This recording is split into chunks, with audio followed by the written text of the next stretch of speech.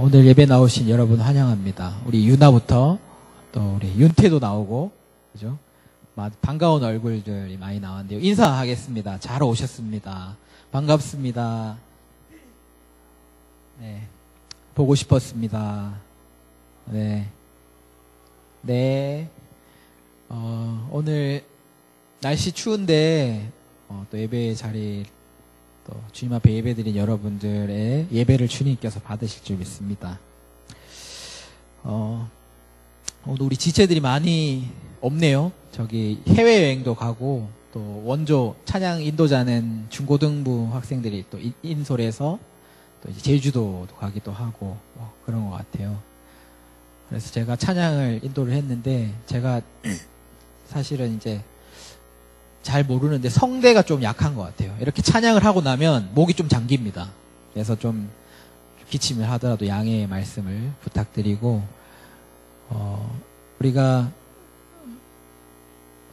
우리 지체들이 다 여기 함께 하지 못했지만, 아까 전에도 우리 몇몇 지체들과 얘기했지만, 우리가 함께 할 때 우리는 하나입니다. 왜냐하면 우리 한 몸 공동체거든요. 성령의 역사, 지난주에 얘기했죠. 하나 되게 하심. 그래서 성령이 임재했을 때 그곳에 하나된 공동체, 교회가 생겨났습니다. 여기서 우리가 함께 예배를 드릴 수 있으면 좋겠어요. 모든 지체들이 여기에서 주님을 함께 예배하고 찬양하는 시간들이 되기를 우리가 기도하고, 또 권면하기도 하고, 또 우리가 그렇게 하나된 모습으로 주님 앞에 나아갈 때 하나님 더욱더 우리 예배를 기뻐 받으실 것 같습니다. 우리가 그것을 위해서 함께 기도했으면 좋겠고요.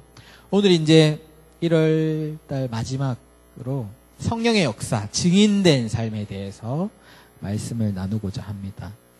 오늘 이제 함께 읽었던 사도행전 1장 8절은 사도행전을 거의 요약해주는 가장 중요한 말씀 구절 중에 하나입니다. 아시죠? 여러분도 암송하시는 분도 많이 있을 텐데, 여기에 보면 이제 제가 처음에 성령의 역사는 위로한 그 바나바의 모습과 같이 사람을 위로하고 세우고 도와주고 하는 그 역사의 모습, 그것이 역사의 모습이고, 두 번째는 하나 되게 하시는, 정말 성령의 임재로 우리가 공동체를 이루어가는 그런 모습. 하지만 오늘 사도행전 1장 8절에 보면 성령의 역사, 정말 성령이 임했을 때 어떤 일이 일어났냐 하면, 여기에 보면 성령에 충만한 사람들이 어떤 일을 했냐 하면, 보시면 주님의 명령처럼 땅끝까지 이르러서 증인의 삶을 살았던 사람이 바로 성령에 충만한 사람들이었습니다. 어쩌면 앞에 얘기했던 것보다 가장 더 성경에서 이야기하고 있는 것은, 직접적으로 얘기하고 있는 것은 증인된 삶을 산다라는 거죠. 성령이 우리에게 임재하실 때 우리가 증인된 삶을 산다라는 겁니다. 여러분 어떠세요? 우리는 예수 그리스도를 믿고 성령으로 세례를 받은 사람들입니다. 어떻게 여러분들은 증인된 삶을 살아가고 있으십니까? 제가 이 질문을 하면 아마 굉장히 마음의 부담을 느끼실 거라 생각됩니다. 왜냐하면 증인된 삶 얘기하면 우리는 왠지 모르게 마음의 부담이 됩니다. 그죠? 왜냐하면 땅끝까지 이르러서 증인이 되라고 하고, 사도행전에 나왔던 많은 증인들을 보면 정말 우리가 생각할 수 없고 상상할 수 없는 그런 많은 일들을 경험했던 사람들입니다. 사도행전에 이제 우리가 보면 이제 7장에 스데반도 나오고, 앞에는 베드로와 제자들도 나오고, 나중에 바울도 나오고 하지만 이들의 삶을 보면 다 한결같이 이제 정말 성령이 임했지만 그곳에는 또한 반대편에는 환난과 핍박이 있었습니다. 환난과 핍박을 당해서 옥에 갇히기도 하고 돌에 맞아 죽기까지 했습니다. 그죠? 스데반 집사님이. 우리가 증인된 삶을 살아야 한다라고 이야기하면 가장 먼저 떠오르는 모습이 이런 모습일지도 모르겠습니다. 그래서 우리는 굉장히 증인된 삶을 살아야 한다라고 하면 부담을 느끼는 거죠. 한번 사도행전에 나오는 증인된 삶을 살았던 사람들이 누가 있었을지 한번 이렇게 살펴봤으면 좋겠는데, 먼저 이제 사도행전 앞쪽에 보면 성령이 누구에게 임했죠? 제자들에게 임했습니다. 제자들과 사도들.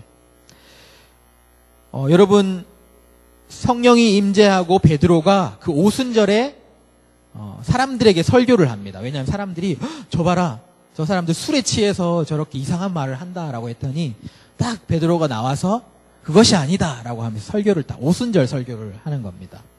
그 설교 중에 보면 이런 구절이 있습니다. 2장 32절에 보면 이런 구절이 있는데 있나요? 앞에 한번 같이 읽어볼까요? 시작.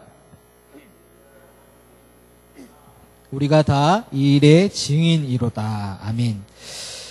베드로의 설교 중에 이런 얘기를 합니다. 우리가 하나님이 살리신 예수의 다 증인이다 라는 얘기를 합니다. 베드로 그리고 제자들, 우리가 이 일의 증인이다라고 했던 사람들의 삶은 여러분 어떠했는지 혹시 성경에서 기억나는 거 있으세요? 사실 우리가 그들이 부활 이후에 어떻게 살았다는 잘 나오지 않습니다. 그런데 간간히 우리는 그들이 어떻게 살다가 죽었는지는 좀 들어봤습니다. 성경에는 제자들의 죽음을 명확하게 기술한 성경은 많이 없습니다. 사도행전 12장 2절에 보면 찾아보시면 야고보의 죽음을 기록하고 있습니다. 환난과 핍박이 있어서 야고보가 죽었다. 헤롯의 왕의 칼에 죽었다라고 기록이 되어 있습니다. 아마도 헤롯에 의해서 참수를 당한 것 같습니다. 그리고 교회에 내려오는 가장 보편적인 전통의 이야기는 베드로의 죽음이죠. 여러분 들어보셨죠? 베드로는 X자 십자가에 거꾸로 매달려서 달려서 처형됐다라는 이야기를 들어보셨을 겁니다.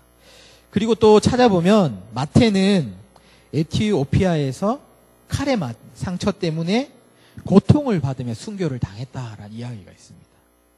그리고 공식적인 사도는 아니지만 예수님의 동생 야고보는 예수님을 부인하는 것을 거절했을 때 그는 성전 남동쪽 꼭대기에서 사람들이 그를 던졌습니다. 그래도 그가 죽지 않으니까 사람들이 와서 몽둥이로 그를 죽을 때까지 때렸다라는 이야기가 있습니다. 그 외에도 정확한 기록은 우리에게 남겨지지 않았지만 내려오는 전승 그런 이야기들에 보면 대부분의 제자들이 순교했다라고 이야기를 하고 있습니다. 그리고 사도행전 하면 떠오르는 사람이 스데반 집사님이 나옵니다. 스데반 집사님이 나와서 긴 설교를 하시죠. 그리고는 그의 모습은 사람들에게 돌에 맞아서 죽는 겁니다. 예수님을 증거한 것 때문에, 예수님의 이름을 선포한 것 때문에 그가 돌에 맞아 순교를 하게 된 것입니다. 성경에 나오는 사람들 뿐만 아니라 제가 누가 증인된 삶을 살았을까 생각했을 때 우리나라에 왔던 그 선교사님들이 딱 떠올랐습니다. 그 선교사님들의 삶은 어떠했을까? 많은 이야기가 전해지지만 제가 오늘 이 사진을 한 장 보여드리기 원합니다. 사진 한번 보여주세요. 아펜젤러 선교사님의 무덤인데 여기 어딘지 아시죠? 혹시 아세요? 선교사님들의 묘가 있는 양화진입니다. 네. 우리가 선교사님들의 그 삶의 이야기를 다 이야기하자면 밤이 새도 맨날 며칠 몇 년 이야기 다 얘기 못하겠지만 저는 이 무덤이 그들의 삶이 어떠했는지를 명확하게 보여주는 것 같아요. 제가 이런 자료를 찾으면서 제 마음에 이렇게 딱 남는 사진이 하나 있었습니다. 다음 사진 넘겨주시면 뭐라고 쓰여있는지 혹시 보이세요? unmarked, 그죠? marked라고 하나요? 네. 기록이 없는, 이름이 없는 묘가 굉장히 많더라고요. 네. 어쩌면 선교사님들의 삶을 가장 대표적으로 보여주는, 그들의 삶이 어떠했는지를 보여주는 무덤이 아닌가. 일부러 이름을 남기지 않기 위해서 그렇게 했던 것은 아니겠지만 그들은 자신의 이름을 남기기 위해서 이 땅에 온 것이 아니라 이름도 없이 빛도 없이 이 땅에 왔지만 이 땅에게 우리에게 무언가를 전해주기 위해서 이 땅에 왔다라는 겁니다. 제가 블로그들을 찾아보니까 양화진에 다녀오신 분들의 블로그를 찾아보니까 이런 사진이 하나 더 있었는데 이 언마크트를 딱 지나면 나오는 무덤의 구역이 있습니다. 지구역이라고 하더라고요. 구역에 가면 이런 무덤이 있습니다. 혹시 아시나요? 이 무덤? 좀 다르게 생기지 않았나요? 촘촘하고 좀 작고. 누구냐 하면 선교사님들의 자녀, 아기들, 자녀라기보다 아기들의 무덤이라고 합니다. 1년이 채 못 돼서 죽은 아기들, 1년간 살았던 아기들의 무덤이 여기 가보면 40여 구, 거의 40, 39 뭐 이렇게 무덤이 있다라고 하더라고요. 뭐 선교사님들이 어떻게 살았어? 제가 다 얘기할 수 있지만 그저 이 무덤이 보여주는 모습을 통해서 증인된 삶이 어떤 것일까를 보여주는 것입니다. 안 그래도 증인된 삶 하면 너무나 부담이 되는데 계속 제가 한결같이 그 증인된 사람들의 삶이 죽었다라고 얘기를 하고 있습니다. 사실이 그렇거든요. 증인으로 살아온 사람들은 결국은 다 순교를 하고 여기에 다 묻혀 있습니다. 하지만 증인된 삶은 무조건 순교해야 된다 이런 얘기를 하고 싶은 건 아닙니다. 어떤 제자들은 그렇게 죽지 않은 제자도 있습니다. 여러분 혹시 아세요? 죽지 않고 끝까지 살다가 죽은 제자. 요한, 사도 요한이 그러했거든요. 그가 로마의 박해 가운데 기적적으로 그가 목숨을 건졌지만 그는 이제 반모섬으로 유배를 당하게 됩니다. 그 후에 반모섬에서 풀려나서 그는 나중에 자유롭게 돌아다녔고 늙어서 죽었다라는 그 증인으로 살아간 제자가 바로 요한이었습니다. 증인된 삶은 그저 뭐 순교해야 한다, 순교하는 사람이 증인이다 이런 얘기를 하고자 하는 것은 아닙니다. 하지만 증인된 삶은 분명히 죽는 삶이다라는 겁니다. 좀 이 말이 이상하죠? 이 의미가 어떤 것일까요? 여러분, 사도행전 예수님의 증인이라고 하면 가장 먼저 떠오르는 사람, 사도행전의 가장 대표적인 사람 누구가 있을까요? 바울이겠죠, 바울. 우리가 사도행전 하면 뭐 앞쪽에는 베드로가 많이 나오고 뒤에는 거의 바울의 이야기가 쭉 나옵니다. 증인된, 정말 그는 땅끝까지 가서 증인된 삶을 살았던 사람이었습니다. 그가 고백한 증인된 삶의 고백이 무엇이었는지 혹시 아세요? 우리 같이 한번 갈라디아서 2장 20절 우리 같이 한번 읽어보겠습니다. 시작. 이제는 내가 사는 것이 아니요 오직 내 안에 그리스도께서 사시는 것이라. 이제 내가 육체 가운데 사는 것은 나를 사랑하사 나를 위하여 자기 자신을 버리신 하나님의 아들을 믿는 믿음 안에서 사는 것이라. 아멘. 그가 보여준 증인된 삶의 고백은 바로 죽는 것이었습니다. 어떻게요? 그냥 우리의 목숨을 다해서 죽는 그런 것도 맞겠지만 그것보다는 더 정확한 의미는 오늘 갈라디아서 2장 20절에서 얘기하고 있듯이 내가 사는 것이 아닙니다. 내가 살 수도 있지만 내가 목숨이 있지만 내가 사는 것이 아니라 나는 예수 그리스도와 십자가에 못 박히고 이제는 나를 사랑해서 나를 위해서 십자가에 못 박히신 하나님의 아들을 믿는 믿음 안에서 사는 것. 내 안에 계신 그리스도를 위해서 하나님을 위해서 사는 것. 그것이 바로 증인된 삶의 모습이었고 그의 고백이었다라는 겁니다. 빌립보서 1장 20절에 그는 이렇게 또 고백하고 있습니다. 우리 함께 읽어보겠습니다. 시작. 나의 간절한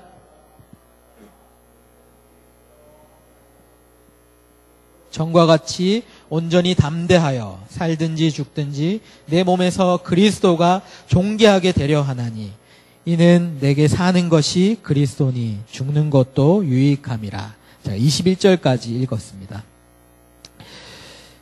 그에게 죽는다라는 것은 바로 이것입니다.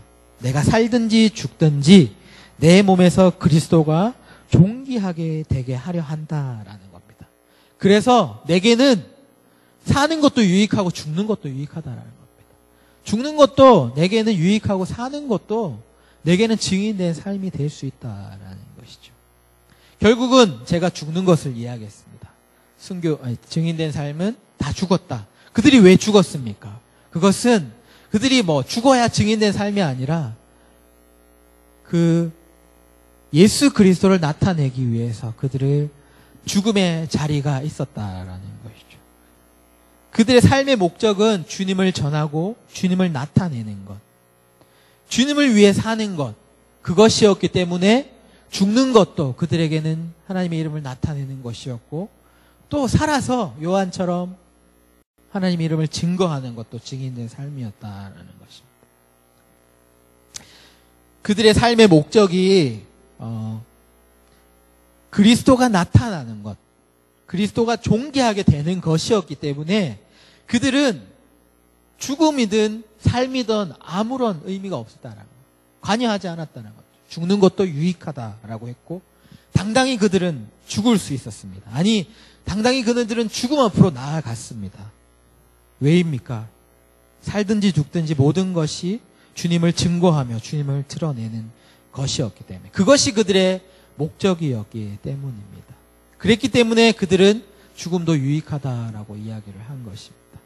이것이 사도행전에 나왔던 제자들, 그리고 이 땅을 찾아오셨던 선교사님들, 그리고 지금도 증인된 삶을 살아가는 사람들의 고백인 것입니다. 우리의 삶이 나를 위한 것이 아니라 주님의 존귀하게 하고 주님의 이름을 드러내는 것. 우리가 성령에 충만한 삶, 그래서 땅끝까지 가서 증인이 되라라고 한다면 그저 막 가기 싫지만 억지로 정말 열심히 최선을 다해서 어쩔 수 없이 가는, 뭔가 선교를 가는 그런 것들을 우리가 생각하지만, 분명히 그런 것도 맞지만 더 깊은 의미 가운데서는 우리의 모든 삶이 나가든 여기에 있든 죽든 살든 모든 것이 주님을 나타내는, 주님을 존귀하게 하는 것이 목적된 것, 그것이 증인된 삶이다라는 겁니다. 주님의 무엇을 나타내는 것입니까? 여러분, 주님의 무엇을 증언하시겠습니까? 무엇을 여러분 증언하는 삶을 사시겠습니까? 우리 아까 전에도 찬양했었죠. 십자가 그 그늘 아래 생명이 있고 소망이 있네 라고 했습니다. 우리가 증언하고 우리가 목적을 두고 살아가야 하는 것은 바로 예수 그리스도께서 오셔서 행하셨던 예수 그리스도의 십자가와 부활입니다. 그것이 여러분 무엇을 의미합니까? 십자가와 부활, 여러분에게 무슨 의미라는 거죠. 그것은 제가 아까 전에도 얘기했듯이 하나님의 멈출 수 없고 끝나지 않는 영원한 하나님의 사랑, 그것이 예수 그리스도의 십자가와 부활을 통해서 우리에게 예수 그리스도께서 나타내신 것이다 라는 겁니다. 그래서 우리는 그 선교사님들, 그리고 제자들, 사도들, 많은 사람들이 그 십자가와 부활로 인해서 새 생명을 얻었습니다. 그래서 그들은 그들의 삶을 통해서 그것들을 증언하는 삶을 살았다라는 것입니다. 우리 또한 이제는 우리가 살아가는 것이 그리스도의 십자가와 부활을 증언하는 삶이다라는 것입니다. 표면적으로는 우리도 그렇게 살아가는 것 같습니다. 왜냐하면 우리도 십자가 찬양하고 부활을 찬양하고 하나님 우리와 함께해 주십시오라고 기도합니다. 그런데 이 고백이 똑같은 것 같지만 완전히 다를 수 있습니다. 혹시 아세요? 우리의 삶의 목적이 예수님의 십자가 부활이 아니라면 방금 우리가 드렸던 그 기도, 하나님 우리와 함께해 주십시오, 이렇게 우리가 기도하지만 그 기도는 그저 예수 그리스도의 십자가 부활을 나타내는데 하나님께서 나와 함께해 주시고 그 삶을 살아가게 해 주십시오가 아니라, 하나님 내 삶에 주님이 필요합니다. 내가 절로 가야 하는데 주님이 나의 그런 조금의 도움이 되셨으면 좋겠습니다라는 기도다라는 거죠. 하지만 정말 이 사도행전에서 얘기하는 증인된 삶이다라는 것은 나의 삶이 하나님의 나라를 위해서, 하나님의 영광을 위해서 살아가겠습니다라고 우리가 고백할 때 동일하게 하나님 나와 함께 해 주십시오라는 고백을 하지만 이것은 참된 정말 하나님의 나라를 위한 고백이 된다라는 것입니다. 오스왈드 챔버스, 이제 여러분 아시죠? 주님은 나의 최고의 선물, 최고봉이란 책을 쓰신 분이 이렇게 이야기를 했습니다. 사도행전 1장 8절 내 증인이 되리라 라고 하신 말씀은 하나님께서 당신에게 주신 모든 신체적, 정신적, 도덕적, 영적인 에너지를 오직 주 예수 그리스도를 위해서 사용하는가? 이것이 성경에 의미하는 증인이다라는 뜻이다 라고 이야기를 했습니다. 여러분, 증인되는 삶이다라는 것은 그저 단지 내가 하기 싫지만 끝까지 가서 복음을 전하는 그것뿐만 아니라 정말 우리의 모든 삶, 땅끝까지 가는 그 삶뿐만 아니라 여기에서 정말 주님께 그 삶을 드리며 헌신하며 준비하는 그 모든 삶, 그 모든 삶을 주님을 위해 살아가는 것입니다. 우리의 모든 삶을 통해서 모든 행위와 생각과 마음과 우리의 모든 일들을 통해서 오직 예수님의 십자가와 부활, 예수님의 영광이 세상에 알려지도록, 드러나도록 하는 것이 바로 증인된 삶이다라는 것입니다. 모든 힘과 마음과 정성을 담아서 여러분 하나님을 위해 살아가십시오. 성령으로 충만하셨던 주님이 자신이 십자가에서 죽으신 것과 같이 우리 자신을 죽이십시오. 나의 욕심, 나의 만족을 죽이십시오. 그렇게 살아갈 때 우리의 삶이 온전한 증인의 삶이 될 줄로 믿습니다. 우리가 증인의 삶, 증인의 그 삶은 그저 전도하는 그거에 끝나는 것이 아니라 우리의 모든 마음, 정성, 모든 삶을 들여서 주님을 드러내는 것이다. 그런데 우리가 꼭 기억할 것이 한 가지 더 있습니다. 오늘 말씀에 보면 내 증인이 되리라고 했는데 바로 이렇게 얘기하셨습니다. 땅끝까지 이르러 내 증인이 되라라고 말씀하셨습니다. 우린 여기서 굉장히 부담을 많이 느끼시죠. 땅끝까지 가서 증인이 되라라고 하면 우리는 생각합니다. 저기 아마존 그 밀림에 정말 10시간 배를 타고 들어가서 정말 말도 통하지 않고 우리에게 창을 겨누고 있는 그 원주민들에게 가서 복음을 전하는 것, 그것만이 땅끝이라고 생각할 때가 있습니다. 쉽게 얘기하면 모든 사람이 정말 땅끝까지 가는 선교사가 되어야 한다라는 그런 부담감, 그런 거죠. 그렇지 않나요? 저만 그런 부담감 있나요? 분명히 땅끝까지 가라라고 하신 말씀 중에는 그런 의미로 우리에게 하신 말씀도 있습니다. 하지만 우리가 하나님을 생각할 때 하나님은 우리가 정말 갈 수 없고 어렵고 힘든데 우리를 무조건 강제로 강제 노역을 시켜서 자신을 전파하는 그런 악덕 주인과 같은 분이 아니십니다. 하나님은 선하시고 우리를 위해서 참으시고 목숨을, 자신의 외아들을 우리에게 주신 분이다라는 것을 여러분 잊지 마십시오. 가장 인격적이시고 우리의 모든 삶을, 우리의 모든 모습들을 가장 잘 이해하시는 분이십니다. 하나님은 여러분 어떤 일이라도 강제로 받으시지 않습니다. 자원에서 나오는 것들, 자원에서 하나님 앞에 드리는 것들을 하나님께서 기뻐 받으신다라는 겁니다.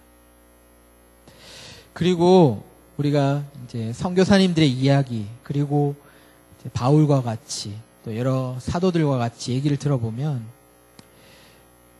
우리가 그렇게 죽어야 하나라는, 그렇게 우리의 땅끝이 그것인가라는 생각을 하지만 사실 이제 얘기 드리고 싶은 것은 그런 은혜, 저는 그런 은혜라고 표현하겠습니다. 그런 은혜가 사실 모두에게 주어지는 것은 아닙니다. 그것도 우리가 할 수 있는 것이 아니라 하나님께서 우리에게 은혜를 주셔야만 할 수 있다라는 거죠. 우리는 어쩌면 나는 땅끝까지 가는 선교사가 될 거야 이렇게 할 수 있지만 그것도 여러분 하나님이 우리에게 은혜를 주셔야 할 수 있습니다. 어떤 사람들은 쉽게 얘기합니다. 나는 바울과 같이 혼자서 하는 그런 은사를 받았나 봐. 하나님 그런 은사 아무에게나 주지 않습니다. 바울 정도 되니까 그런 은혜를 주셨고 그는 복음을 위해서 살아간 거지, 누구에게나 동일하게 바울처럼 혼자 살아라, 그럼 하나님이 아담과 하와를 왜 만드셨습니까? 그렇지 않다라는 거죠.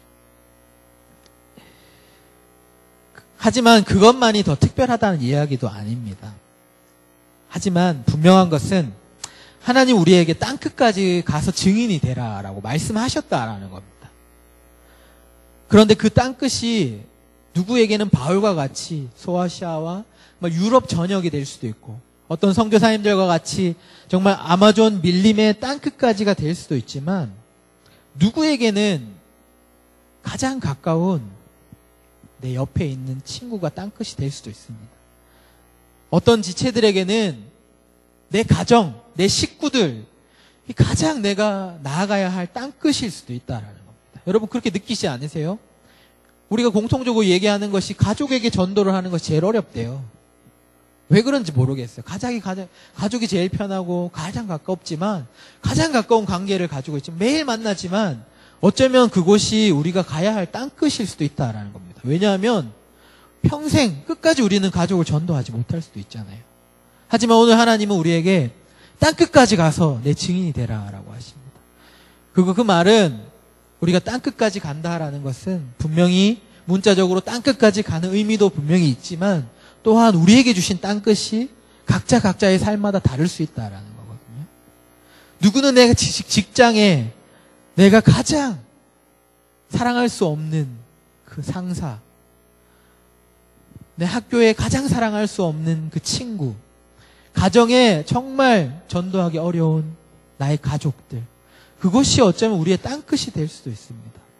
오늘도 하나님께서 우리에게 땅끝까지 가서 내 증인이 되라라고 하지만, 우리는 아직도 가지 못한 채 여전히 내가 갈 수 있는 곳, 여전히 내가 할 수 있는 곳에 머물러 있다라는 겁니다.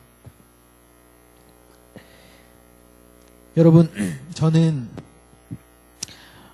부르신 곳에서 찬양을 굉장히 좋아합니다. 제가 이제 신학교 들어가고, 하나님 내가 가야 할 땅곳은 어디입니까? 하나님 혹시 제가 선교를 갔다 와서 이렇게 목회자로 부르셨으면 내가 또 저기 혹시 더 멀리 땅끝으로 가야 하는 것은 아닙니까? 이렇게 두려운 마음으로 기도하고, 나는 못 갈 것 같습니다. 이렇게 기도도 하고 두려운 마음으로 있었을 때, 어떤 찬양 집회에 갔었을 때 이 찬양을 부를 때 하나님께서 제 마음에 감동을 주셨습니다. 부르신 곳에서 하면, 우리 조모임 하면 여러분 정말 증인이 된 모습이십니까?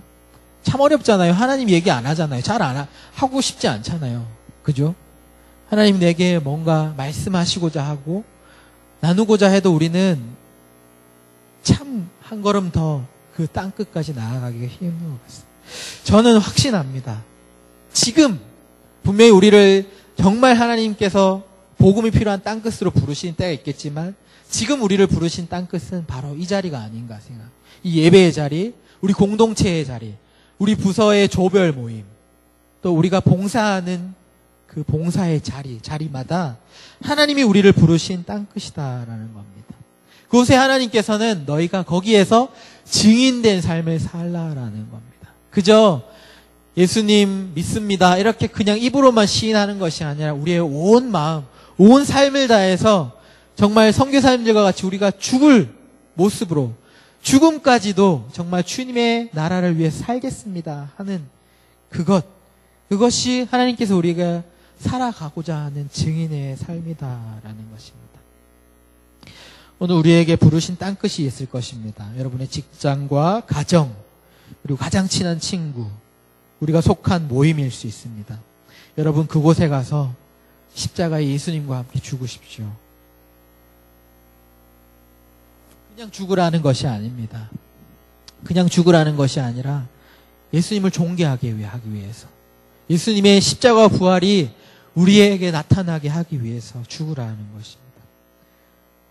우리가 거기에서 죽을 때에, 우리가 십자가에 그렇게 못 박힐 때에 부활하신 예수님께서 우리의 삶에 나타나셔서, 우리의 그 자리에 나타나셔서 복음의 역사, 생명의 역사를 이루신다라는 겁니다.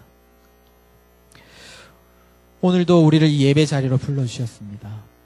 이 땅끝, 우리가 그 주님 앞에 나아가서 오늘 성령으로 우리에게 충만케 하시며 우리가 나아가야 할 길을 정말 말씀하고 있다라는 겁니다. 오늘도 우리가 부르신 그곳에서 더욱 간절히 주님을 예배하며 주님을 위해서 죽어지며 주님을 위해서 살아가는 저와 여러분들의 삶이 되시기를 주님의 이름으로 축원드립니다.